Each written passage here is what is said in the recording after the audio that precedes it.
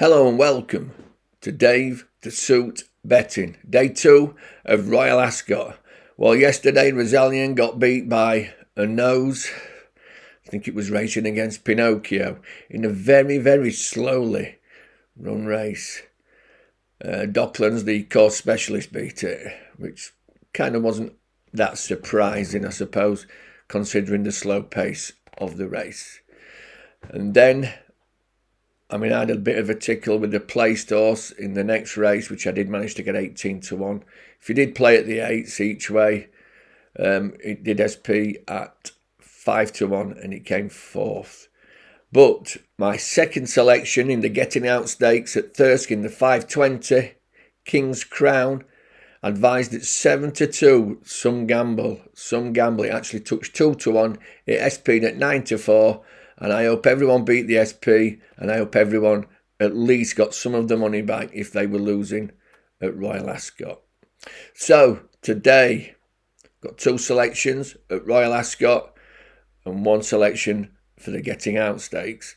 So in the 340, Cinderella's Dream did look very visually impressive last time out. Won quite tidily, but I like Fallen Angel, currently 4 to 1. I think they're running the Lockinge. He was beaten by, I think it came 5th or 6th. He was beaten by Colts and Geldings in a decent Lockinge.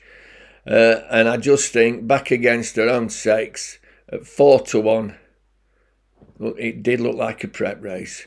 Fallen Angel, the 340 at Royal Ascot. My second selection is in the 420 at Royal Ascot. Now, Anmat and Los Angeles fought out a finish at the Curragh last time. Now, Los Angeles had a run 20 days previous, and I think race fitness did tell. Anmat came up cruising, looked all over the winner, and I think race fitness told on it. It's a 7-year-old. And it's 118 yards shorter today as well. I think again, Onmat will cruise, but will it win? But I'm going left field with this one, and I'm going for the French horse, Map of Stars, who looks better on better ground. It won tidily on good ground. It had been racing on good to soft and soft ground and even heavy ground in France. And I think it's got some improvement in it.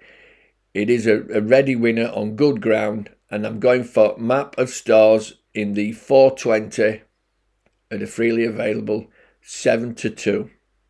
So, if we're doing us brains in at Royal Ascot, just like yesterday I suppose some of you might have been, let's have a look at the Getting Out Stakes, this time at Ripon. 7 o'clock at Ripon, 6 furlongs, and there are 8 runners. Modern Time 6 to 5, Pal Joe 11 to 4, Travel Agent 7 to 2 for Roger Varian, El Madar 11 to 2, Storm Passage 18 to 1, Any Price the remaining 3. Now, Modern Times, this is a maiden race. T Easterby, Timmy Boy, who's in form. It's 6 to 5 and it's a little bit short for a horse that's had 14 goes to win a race. And first run for Tim Easterby, 33 to 1. It wasn't a bad run. Wasn't a bad run at all. But it's got the welterweight of 10 stone on. Pal Joey. Now, I've watched this race at Doncaster. And Ramos is a decent motor. And it was very, very tenderly ridden that day by David Nolan. The winner, Ramos, is previous winner. And he's now rated 98 and already won earlier in the season.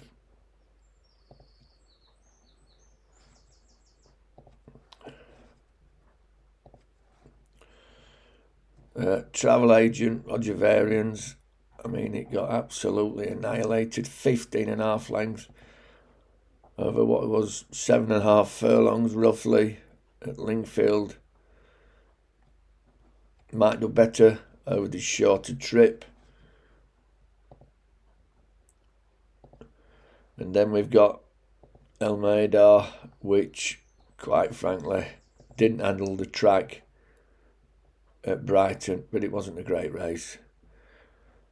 Got outpaced at Brighton. That'll be when they're coming into the dip, I would say. And then on the way up, hung left on the dodgy camber and weakened.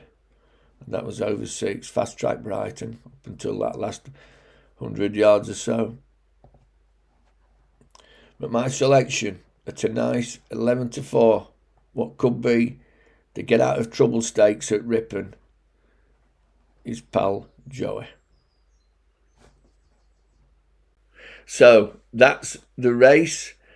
Pal Joey, 11-4 in the 7 o'clock at Ripon. Fingers crossed we have another winning day.